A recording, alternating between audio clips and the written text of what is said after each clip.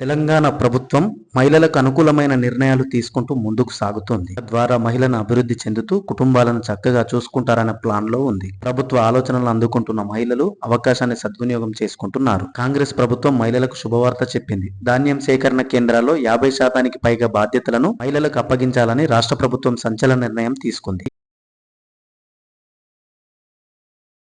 రాష్ట్ర వ్యాప్తంగా ధాన్యం కొనుగోలు కేంద్రాల్లో మహిళల భాగస్వామ్యాన్ని పెంచేందుకు ప్రభుత్వం కలెక్టర్లకు స్పష్టమైన ఆదేశాలు ఇచ్చింది. రబీ సీజన్లో పండించిన వరి ధాన్యాన్ని కొనడానికి మొత్తం 8,218 కొనుగోలు కేంద్రాలను ఏర్పాటు చేయడానికి ప్రభుత్వం అనుమతి ఇచ్చింది. ఇందులో 4,000కు పైగా కేంద్రాలను మహిళా స్వయం సహాయక సంఘాలకు కేటాయించేందుకు కసరత్తు జరుగుతోంది. ఈ చర్యల ద్వారా మహిళలే ధాన్యాన్ని కొంటారు, వారే నిల్వ చేస్తారు, వాళ్లే మర ఆడిస్తారు, వారే గోదాంలలో కూడా ధాన్యం నిల్వ చేస్తారు. ఈ పనులు పూర్తి స్థాయిలో చేపట్టడం ద్వారా మహిళలకు ఉపాధి అవకాశాలు పొందినట్లు అవుతుంది. మహిళలే రాష్ట్ర ప్రభుత్వానికి ఫుడ్ కార్పొరేషన్ ఆఫ్ ఇండియాకి బియ్యాన్ని సరఫరా చేయడానికి వీలవుతుంది. ముఖ్యంగా రేవంత్ రెడ్డి ఈ మధ్య ఓ ప్రకటన చేశారు. దాని ప్రకారం ప్రతి మండలంలో మహిళా సంఘాల ఆధ్వర్యంలో రైస్ మిల్లులు, గోడౌన్లు ఏర్పాటు చేయనున్నారు. ప్రభుత్వ చర్యల వల్ల మహిళలకు చాలా బెనిఫిట్ ఉంది. ఇప్పటి వరకు మిల్లులు, గోడౌన్లు వంటివి మగవారే నిర్వహిస్తున్నారు. ఇప్పుడు మహిళలు కూడా ఈ విధులు చేపట్టి ఉపాధి పొందగలరు. అలాగే తమ కాళ్లపై తాము నిలిచి దూసుకెళ్లేందుకు విలువనువ్వనుంది. వారు నిర్వహించే కొనుగోలు కేంద్రాల్లో తమకు గిట్టుబాటు ధర రావట్లేదని రైతులు అంటున్నారు. ఎందుకంటే అక్కడ అవినీతి, శ్రమ దోపిడీ ఉందని విమర్శలు వస్తున్నాయి.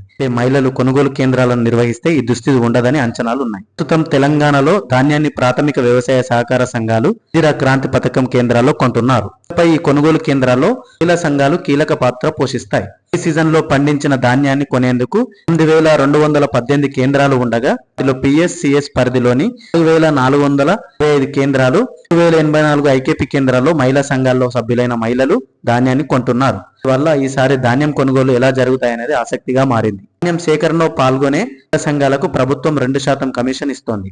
ఆ కాలంలో 11,000 కోట్ల విలువైన ధాన్యాన్ని సేకరించినప్పుడు సిఎస్, ఐకేపీ సంఘాలకు 220 కోట్ల దాకా కమిషన్ వచ్చింది. మరి ఇది భారీగా పెరగనుంది. వల్ల మహిళా సంఘాలకు భారీ కమిషన్ దక్కనుంది. ప్రజలు కొంటారు కాబట్టి ఈసారి రైతులు కూడా భారీ సంఖ్యలో ప్రభుత్వం కొనుగోలు కేంద్రాలకు వచ్చి ధాన్యాన్ని అమ్ముకునే అవకాశం. వరకు రైతుల్లో కొందరు ప్రైవేట్ కొనుగోలు కేంద్రాలకు అమ్ముకుని మోసపోతున్నారు. కొనుగోలు కేంద్రాలు రైస్ మిల్లర్లతో చేతులు కలిపి అక్రమాలకు పాల్పడుతున్నారనే ఆరోపణలున్నాయి. వల్ల రైతులకు తగిన గిట్టుబాటు ధర దక్కట్లేదని ప్రభుత్వం ఆలోచిస్తోంది. రైతులంతా ప్రభుత్వ కొనుగోలు కేంద్రాల్లోనే అమ్ముకునేలా చేయాలని ప్రభుత్వం ఈ ప్లాన్ వేసింది. దీనికి మహిళా సంఘాల నుంచి మంచి స్పందన కూడా వస్తుంది. మెప్మా సభ్యులు మహిళలతో ఇవన్నీ చేయిస్తున్నారు. అందువల్ల మహిళలు ఇలాంటి అవకాశాన్ని ఉపయోగించుకొని ఉపాధిని పొంది తీరాలి. మెప్మా సభ్యులను కలిసి వివరాలు కోరవచ్చు.